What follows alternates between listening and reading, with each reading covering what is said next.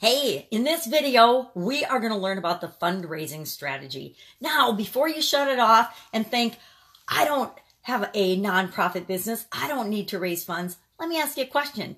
Do you ever have things in your business that you want to do that you don't really want to take working capital out of your business for, or you want to find a way to cover the cost of without having to dig into your cash flow? Well, then I guarantee that you can find something in this strategy that you can use to help supersize your business. We are going over 30 different exact strategies that 30 award-winning super business owners and entrepreneurs would use if they lost everything and had to start over from scratch. If they lost all of their assets and all of their things, everything except what they know and what they've experienced in the past, and an internet connection and access to one particular tool, what would they do to rebuild?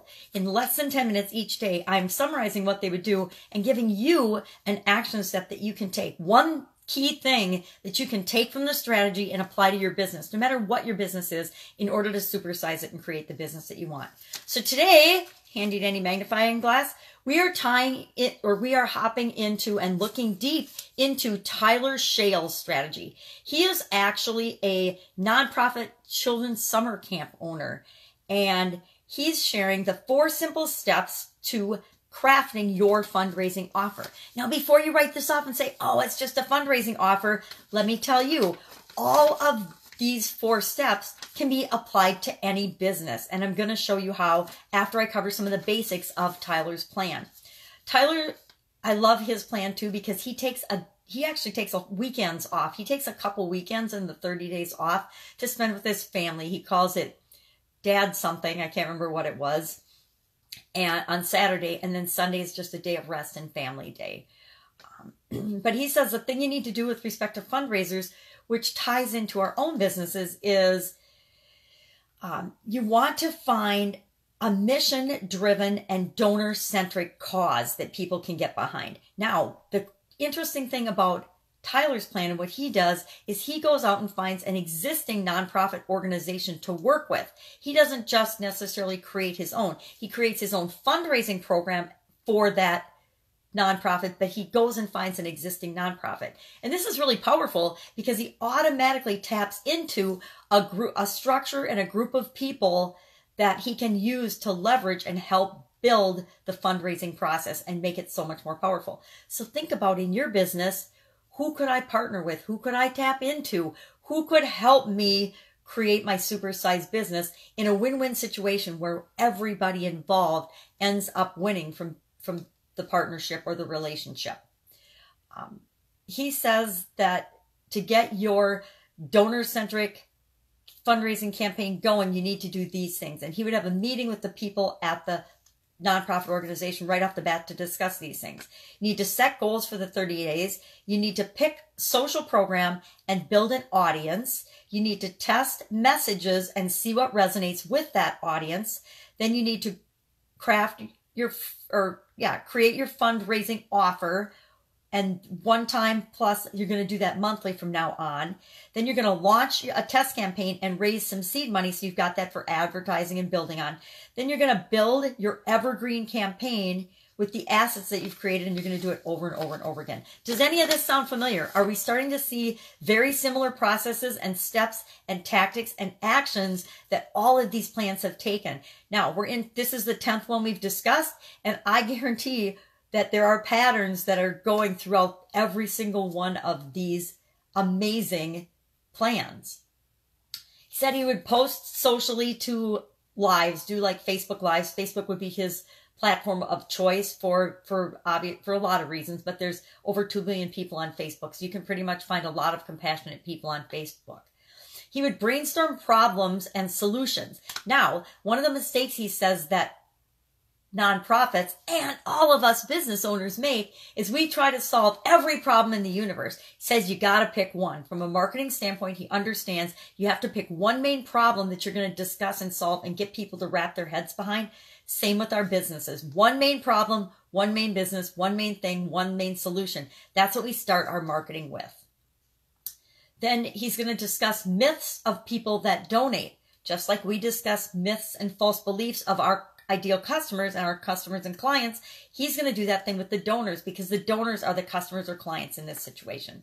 He's going to capture aha moments and start making recordings with people in the nonprofit organization of why they got involved and why they're passionate about helping this nonprofit organization. Sounds a lot like testimonials, why people love you and the results that you help them get for their business.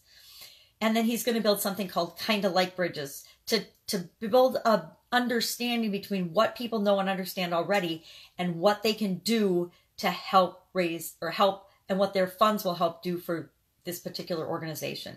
He actually said he would do a local child-based fundraiser because those are the ones that are easiest to get people to rally behind.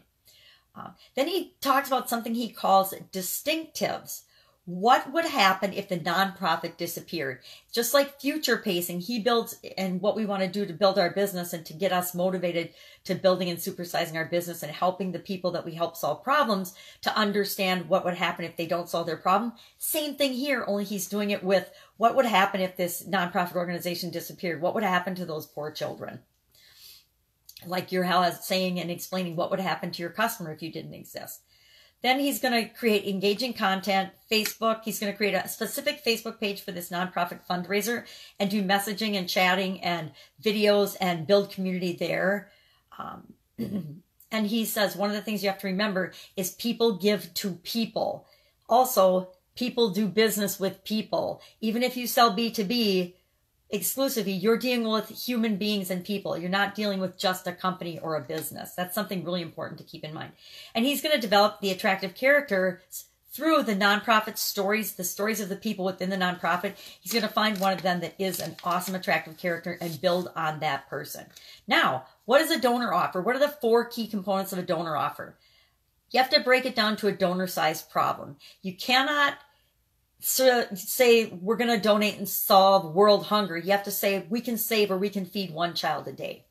He says you have to create a price point that makes sense to solve the problem. So maybe it's $20 a day or $20 a month to feed a child a day. It's got to be an amount that makes sense. You have to have a reason for them to give now. What's the sense of urgency? You have to give them a cape as part of the thank you page. Make them identify with and feel like a superhero for having contributed to your cause.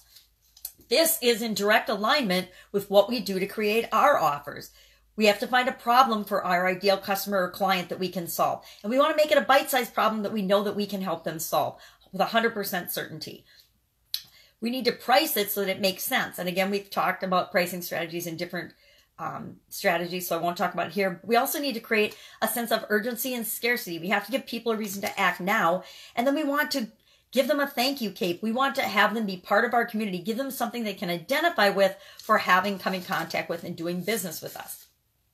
So your action item for today is ask yourself, how does my offer stack up to those 4 criteria? And do I have a purple offer like we talked about with Stephen Larson a couple days ago? And is there a support team or somebody that you can tap into and team up with to help supersize your business? That's it for today. Tomorrow we are going to learn about Rachel Pedersen's SMDM strategy, so you don't want to miss that. Have a fantastic day. See you tomorrow. Supersize your business. You got this.